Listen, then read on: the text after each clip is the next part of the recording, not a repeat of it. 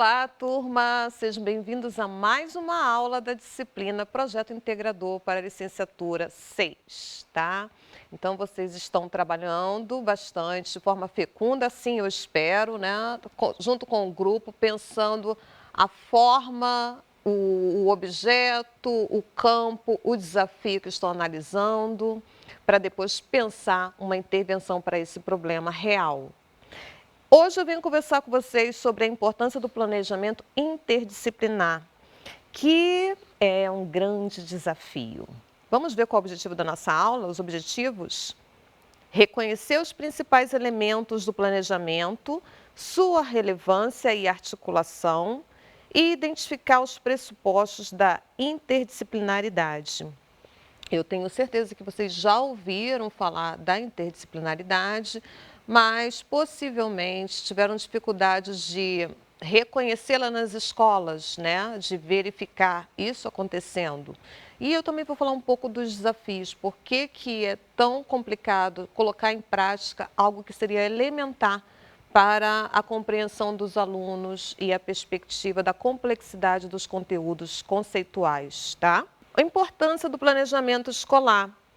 O planejamento, ele vai antecipar a ação docente, vai coordenar a ação docente. Por meio do planejamento, você não se surpreende, não tem tantos improvisos e você não tem tantas lacunas durante a sua ação em sala de aula, durante a aula, tá?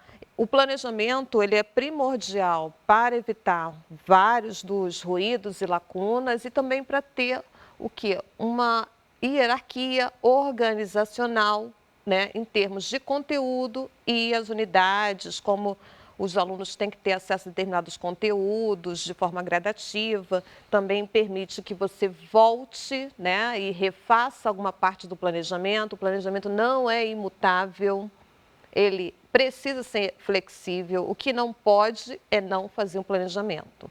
Outra coisa, lembra daquela lenda, vamos entender como lenda, do caderno amarelado do planejamento que se utilizava para várias turmas?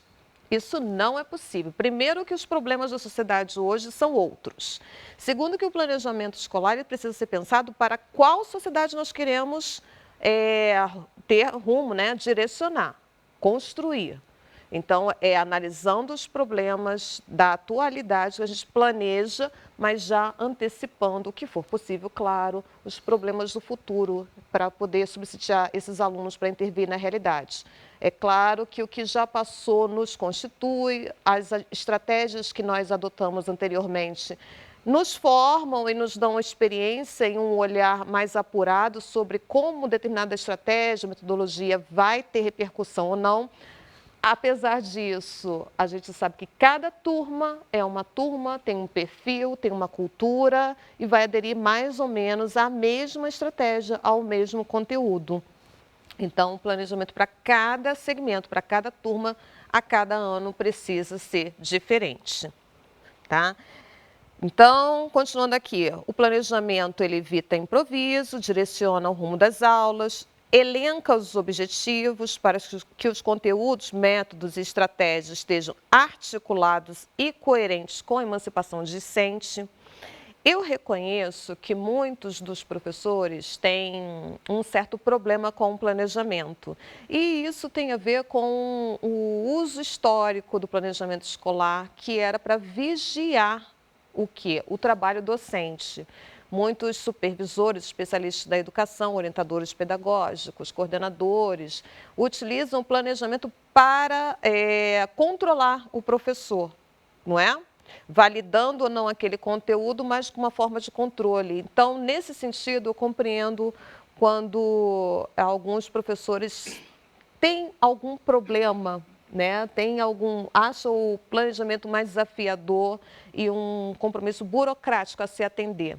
No entanto, pessoal, eu espero que isso seja raro, claro, a gente sabe que não é, isso acontece muito em algumas redes privadas e até algumas instituições públicas, mas o objetivo principal do planejamento é o que a gente precisa ter certo, é o quê? É isso aqui, é um auxílio para o professor, entendeu? É um apoio para o professor agir de forma consciente com uma intervenção que tenha coerência. Tá? Os objetivos, construir os objetivos não é pouco importante, são objetivos de aprendizagem. Então, é o que o aluno vai atender ao final daquela aula, ou ao final daquele projeto, ou ao final daquela unidade.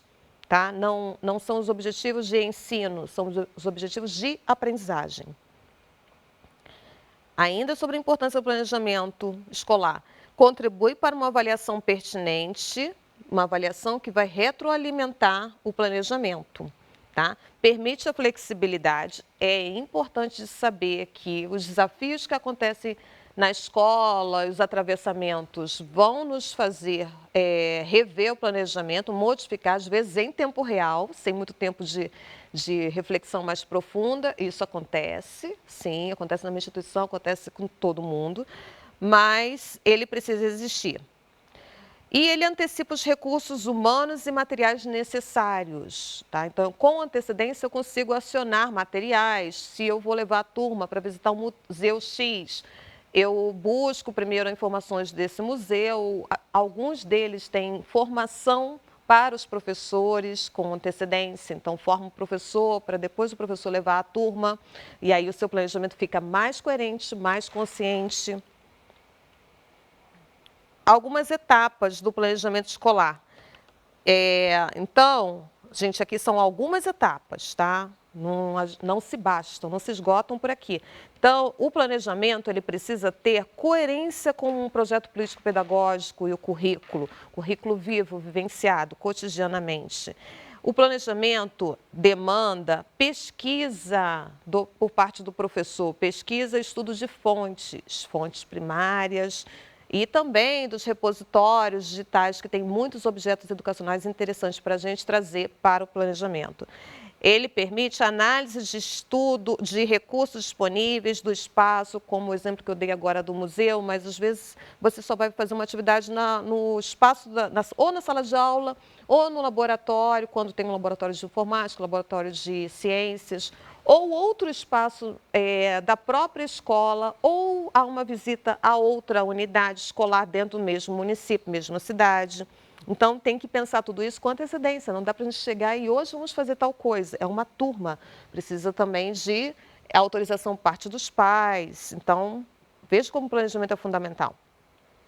Verificação do tempo da aula ou atividade do projeto. Então, o tempo designado para cada uma das nossas ações, ele precisa ser designado lá no começo, tá? Ser calculado, sabendo que cada turma vai ter um ritmo e aquele tempo que a gente desenhou, muitas das vezes ele é atropelado de uma forma ou sobra tempo. Então, tenhamos também um planejamento para essas sobras de tempo.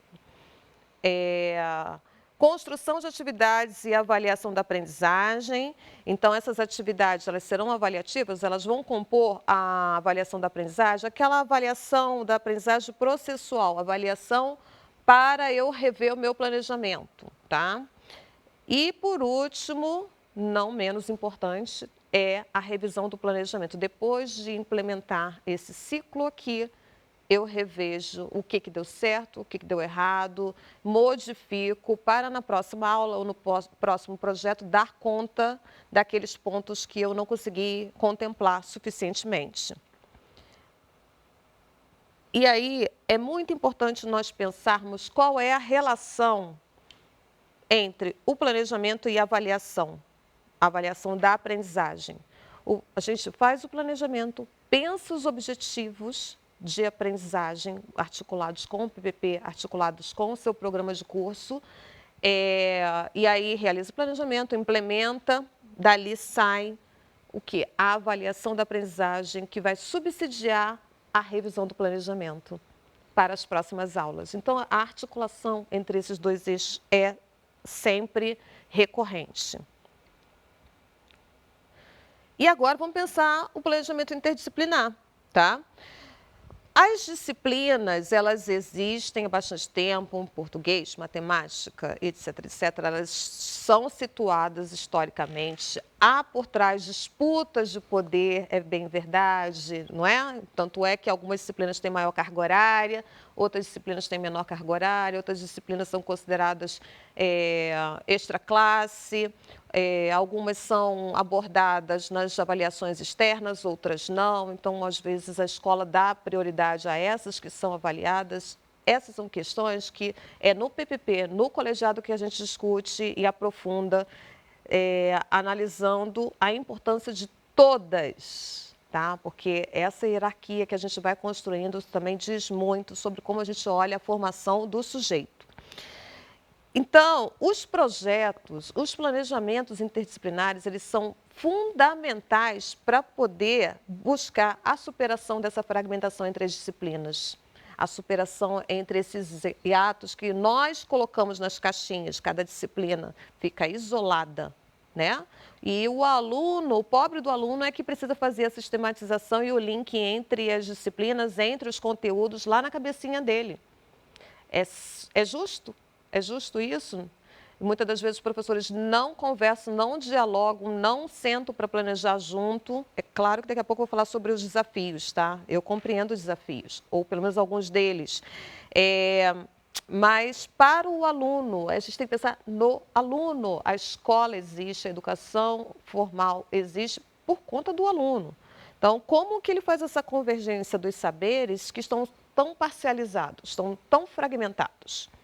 Então, o planejamento interdisciplinar ele promove a convergência entre as disciplinas, garante maior proximidade do conhecimento escolar com a realidade, porque a realidade é complexa, ela não vai demandar apenas o conteúdo, o conhecimento de uma única disciplina. Ali há convergência de vários saberes que você precisa ali acionar para resolver e intervir de forma autônoma. Articula a totalidade e unidade com o mesmo fim. E aí eu trago para a gente conversar os desafios, sim. Falei o quanto é importante, né, o planejamento interdisciplinar. E agora eu preciso reconhecer que há desafios que não estão sendo garantidos para possibilitar, viabilizar esse mesmo planejamento interdisciplinar. São desafios que nós precisamos buscar vencer e superar. Então, um dos desafios, quando não tem um horário garantido de planejamento comum aos professores de distintas disciplinas, isso não acontece? Isso acontece só na minha cidade, só no meu estado? Acredito que acontece em todos os lugares. A maior parte das instituições ainda não tem esse espaço garantido para planejamento interdisciplinar, não é? Um horário comum, onde os professores não estão com os alunos para sentar e planejar e pensar formas de planejamentos interdisciplinares. Também um outro problema que eu fiquei pensando muito se eu ia trazer para cá ou não para conversar com vocês é as disputas e vaidades que se sobrepõem ao profissionalismo. Gostaria de não ter trazido esse ponto, gostaria de dizer que não existe, que isso são vozes da minha cabeça, mas a minha experiência diz que sim, esse problema existe e nós precisamos trabalhar também as certezas e a inflexibilidade dos sujeitos, tá? Entendendo que não podemos hierarquizar disciplinas, isso gera disputa de poder. Mas eu tenho certeza que vocês já estudaram isso em outras disciplinas, falando de currículo, não é? Até para essa questão que eu acabei de falar, o coordenador, ou gestor, ou orientador pedagógico, quem estiver ali na equipe diretiva responsável pela mediação entre os professores, precisa estar trabalhando o tempo todo para romper essas disputas que podem ocorrer. E muitas das vezes é a gestão, o papel principal, o sujeito principal, que vai ajudar a dirimir essas lacunas, tá?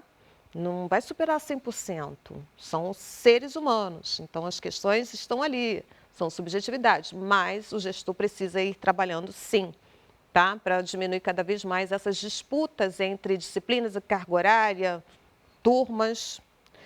E outro desafio que eu trago aqui é se os envolvidos não compreenderam a importância de derrubar as fronteiras de sua área, entendem que interdisciplinaridade é assumir um tema em comum e ir para a sua sala trabalhar isoladamente. Gente, esse é um erro, um equívoco que ocorre bastante. É entender que interdisciplinaridade é, na verdade, todo mundo pega um tema, o tema da água, sustentabilidade, e cada um de forma isolada, o professor de matemática, o professor de língua portuguesa, de forma isolada, vai trabalhar em sua sala de aula o tema da água de alguma forma. Isso não é interdisciplinaridade, tá? Não é. Interdisciplinaridade vai ser sentar e planejar junto e haver essa derrubada das fronteiras entre as disciplinas. É bem verdade que muitas das vezes não dá para pegar todas as disciplinas e fazer isso, mas 2, 3 já é um caminho para você promover a interdisciplinaridade. Então, é planejar, pensar como os conteúdos da outra disciplina podem dialogar com o seu, fazer um trabalho em conjunto, isso contribui para o fortalecimento do grupo também de professores.